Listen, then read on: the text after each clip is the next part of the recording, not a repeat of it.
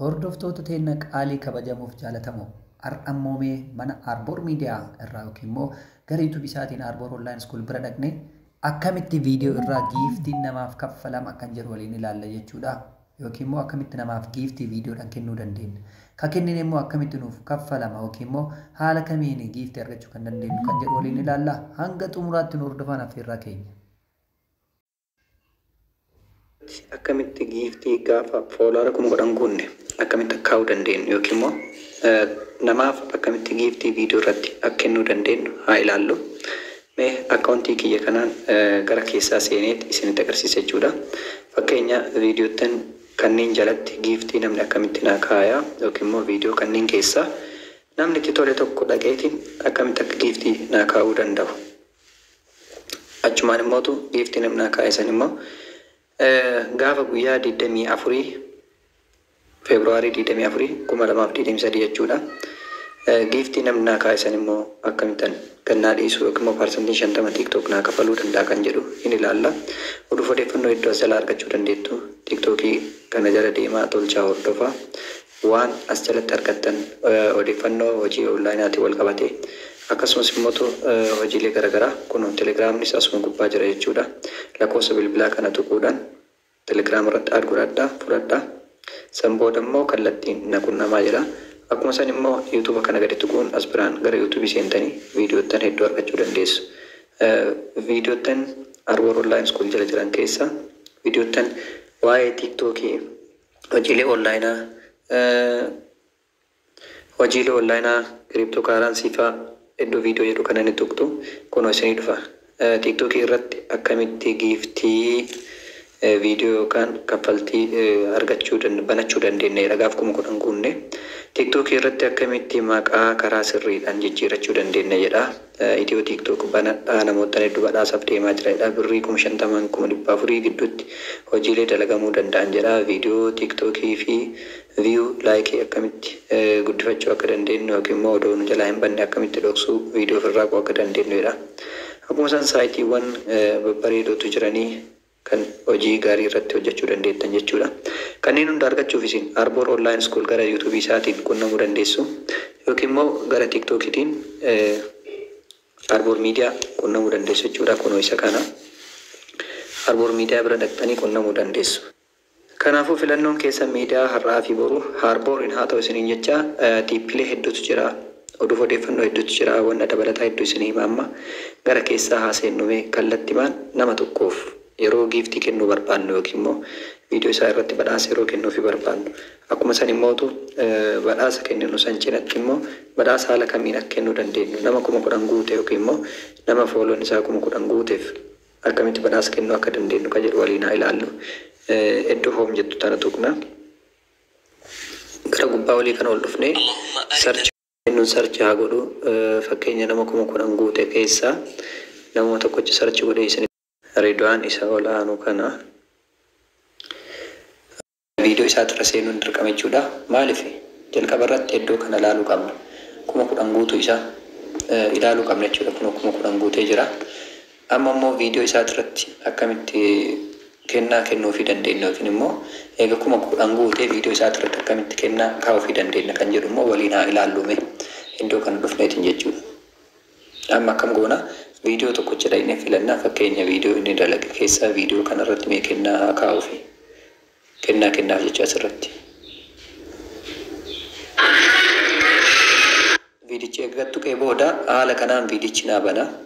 Viidichi banee jira already. Iddoo koomentii kana tuqa. Yeroo tokko ol ba'aa yoo hin jiraatin asuma koomentii irra tuqa yoo hin ta'in immoo iddoo tana tuqina kunoo bakka miseejii. Erga iddoo kana tuqee booda haala kanaan kunoo giiftiin dhuftee jirti jechuudha. Amma mee asirratti kooinii 5 kenneefi haa ilaallu. Gadi tuqxan iddoo tana tuqxan.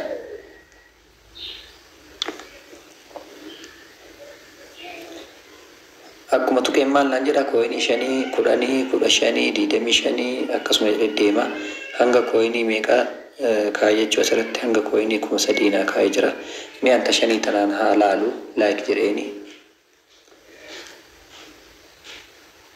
Erga kooinii laayik jenneeni booda maal goona kooinatti hin tuqna. Already koinatti tuqnee jirra asitti koomentii maal jennee kennaa fi Waaw.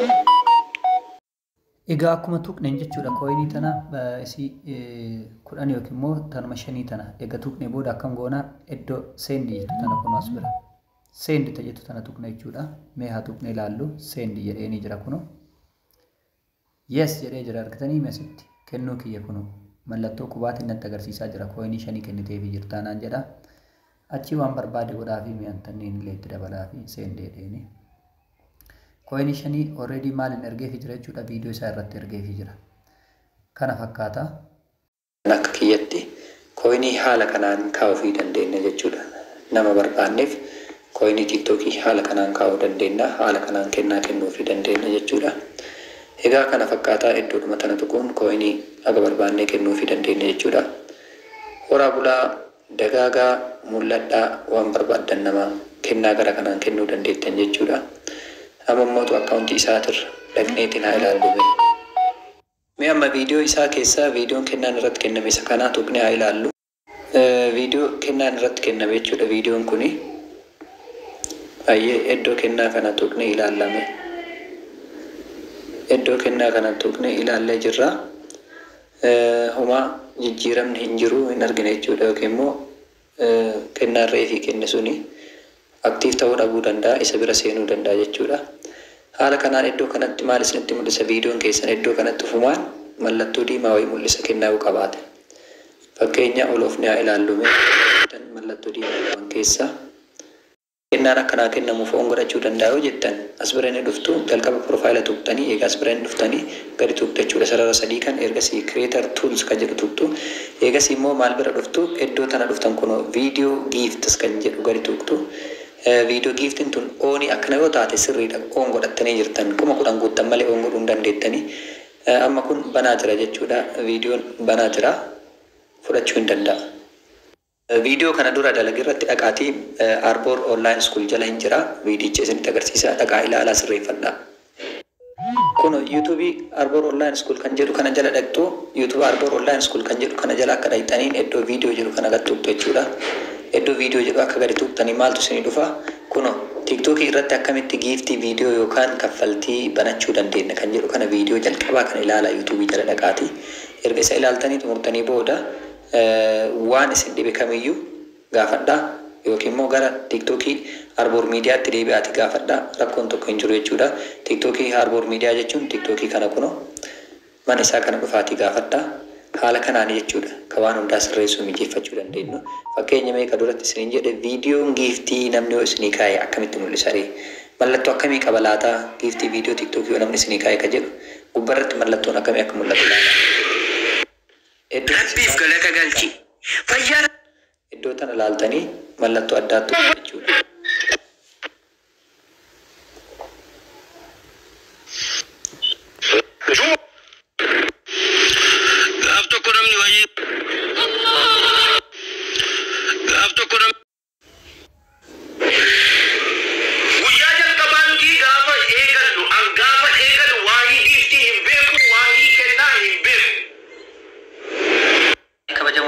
Maal gootanii hin dhaqxanii viidiyoo keessan oon godhattanii giiftii akka isinii kennuu fi akka fudhattan taasistanii Arboor Online School YouTube illee ni qabattanii TikTokii Arboor Miidiyaa illee ni qabattanii galata.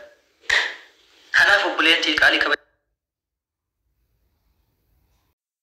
Egaa hordoftoota teenya qaalii kabajamuuf jaalatamoo jalqabarraa hanga xumuraatti nu faana buutanii waan nu hordoftaniif galatoomaa ulfaadhaa isiniin jedha. Nama koomentii naa kaa'eef immoo badhaasa addaatu jira.